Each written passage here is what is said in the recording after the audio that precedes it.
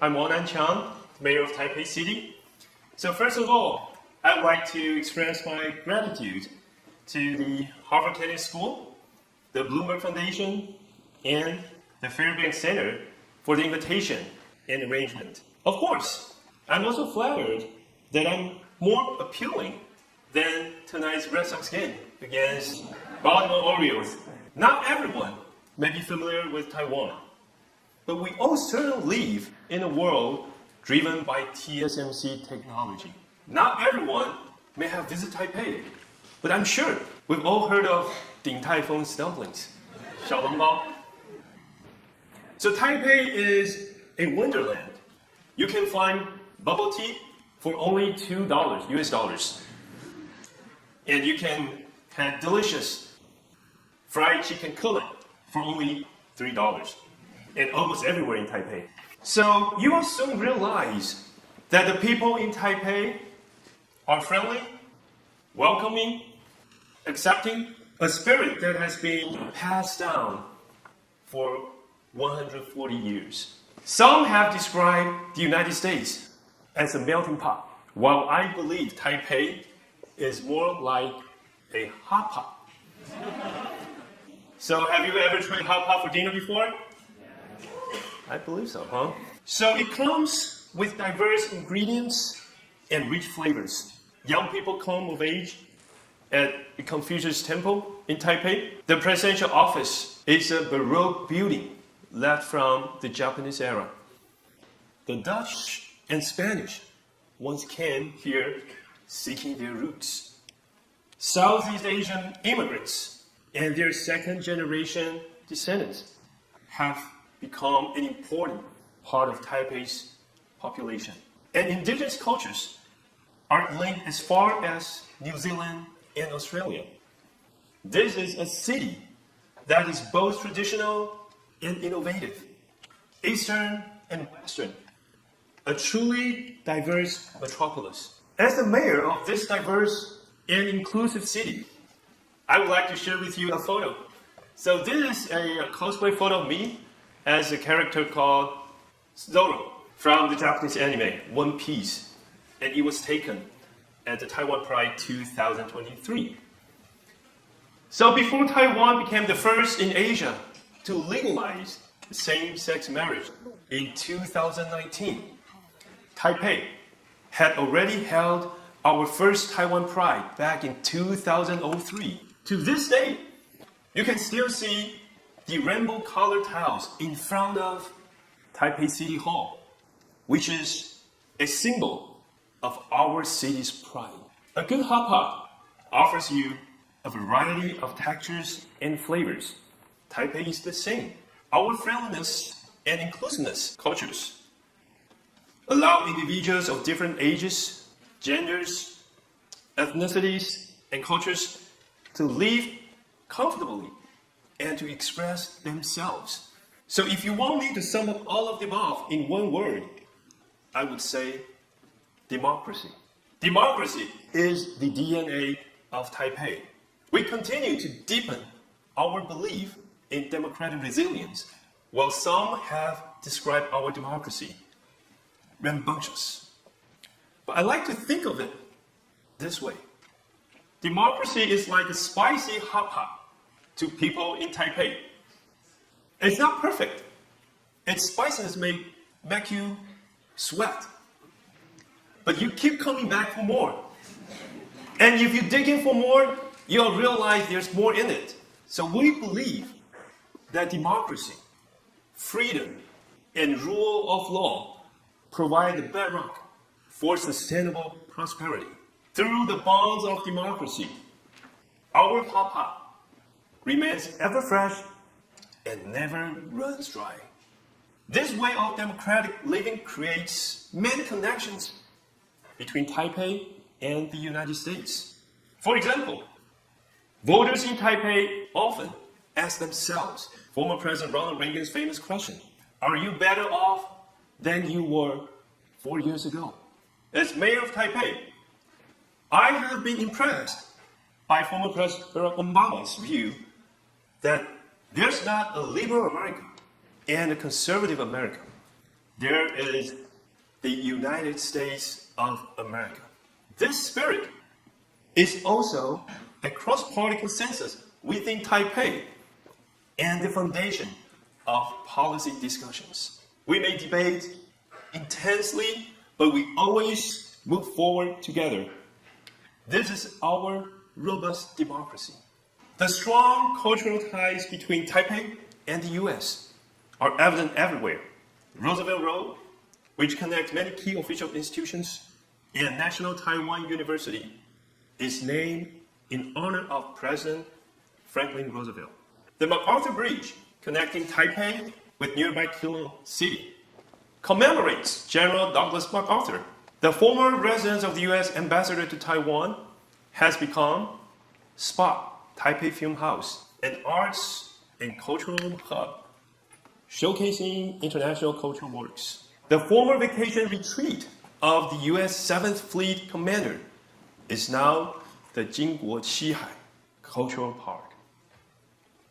So since I became the mayor, Taipei has made more connections with Harvard. But this year, the Harvard World Model United Nations was held in Taipei. And we also welcome 2 outstanding Harvard students to intern at the newly established Department for Youth of Taipei City Government. And I know Jeanette and Isabel are here tonight. Would you like to stand up and say hi to everyone? So how was your experience in Taipei this summer? Fantastic. Fantastic! We heard it. Before coming to Harvard today, I also had a chance to meet with Michelle Wu, the mayor of Boston City. Her parents were both born and raised in Taipei. As a father of 3, I presented her with a commemorative card from Taipei Parent-Child Center. We talked about how to build a family-friendly city and also compare notes on how to build a resilient city for our future generations. Whether it's in response to natural disasters, extreme weather, or everyday risks, we invest significantly in reinforcing Taipei's resilience and safety. A concrete example was the 7.2 magnitude earthquake that hit Taiwan on April 3rd this year. It's the most severe one in nearly 25 years. On that day, within 5 minutes, my team and I were all mobilized and prepared to respond. Even though the earthquake struck right during rush hour. In Taipei, wherever the mayor is, it is where the Emergency Operations Center is. This incident highlights a common challenge faced by all cities: aging infrastructure.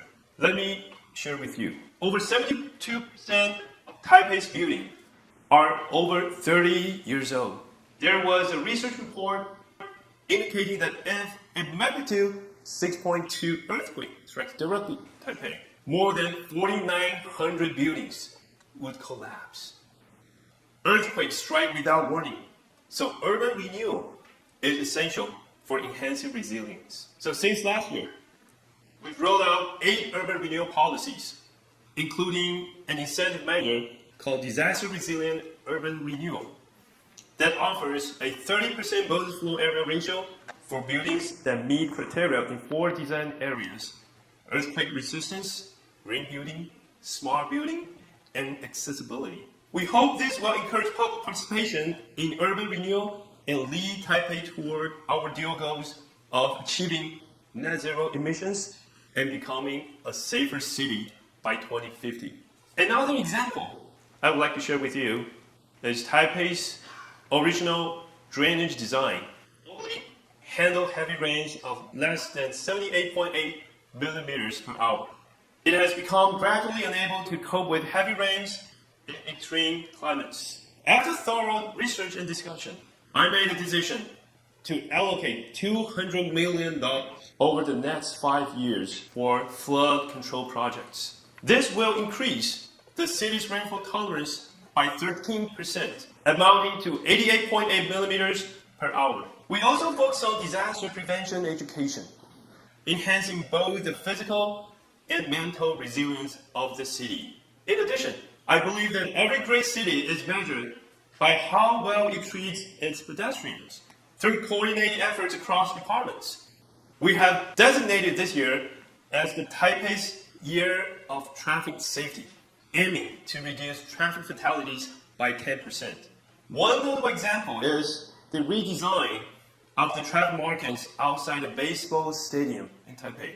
As you can see in the pictures, the green pedestrian refuge area and the organized traffic flow lanes have significantly improved pedestrian safety. And this has earned the local positive feedback and the nickname Picasso markings. Speaking of Picasso, while he may be seen by many of his time as too futuristic, Taipei aims to be a future-oriented city. We are fully committed to making Taipei an AI-driven smart city. 92% of the world's most advanced semiconductor manufacturing capacity is located in Taiwan. Beyond our critical role in the AI supply chain, Taipei gathers the best talent from across Taiwan, which is why AI giants like NVIDIA, AMD were drawn here. And just yesterday, we released the AI operational guidelines, marking a key step in integrating AI into municipal governance in Taipei. Taipei is the first city in Taiwan to have our own AI policy. Civil servants will now have clear guidelines to assess whether the use of AI complies with risk regulations, thereby creating an encouraging environment for more innovation. Take the 1999 Taipei City Service Hotline, for example. It's similar to Boston's 311. A team of operators is always ready to answer calls, look up information, and respond to all kinds of questions and needs from citizens. But even the most experienced operator would need time to look up specific details, like the garbage collection schedule for a particular neighborhood, which can waste time for both the operator and the caller.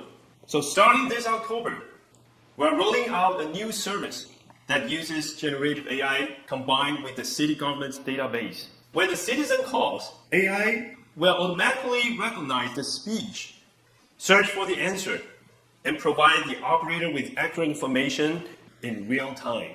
This will save time for both sides and improve service quality and efficiency. To summarize, I believe everyone has already recognized AI's presence in Taipei. I mean, AI is in Taipei. TAIPEI. Well, last but not least, I would like to talk about Taipei's role as a bridge, bridging heritage and innovation. I'm a native-born Taiwanese, and I have been fortunate to be shaped by both Eastern and Western education systems. My cultural roots taught me to respect our history and draw wisdom from it. My journey to the West has taught me to integrate my heritage into the process of innovation and create better Taipei for our future generations. During my 10 years in the US, 3 years for law school and 7 years working at a law firm, I experienced a diverse and enriching life. I earned my JD at Penn Law, worked at a law firm in Silicon Valley, even managed to get laid off during the subprime mortgage crisis. It is true. And ultimately, started my own company. These experiences have been invaluable and have deeply shaped who I am today. As a public servant, whether as a legislator between 2016 and 2022, or now as the mayor of Taipei, I draw on this wide-ranging perspective to tackle challenges. My experiences have equipped me with a broader vision, a diversity of perspectives, and innovative thinking. I firmly believe in the power of inclusive governance, which brings together diverse talents and resources. More importantly, it empowers us towards a resilient leadership to address issues such as declining birth rates, aging urban infrastructure, and extreme climates. I will continue to uphold this belief in bridging tradition and innovation, leading Taipei to strengthen its diversity, democracy, and resilience.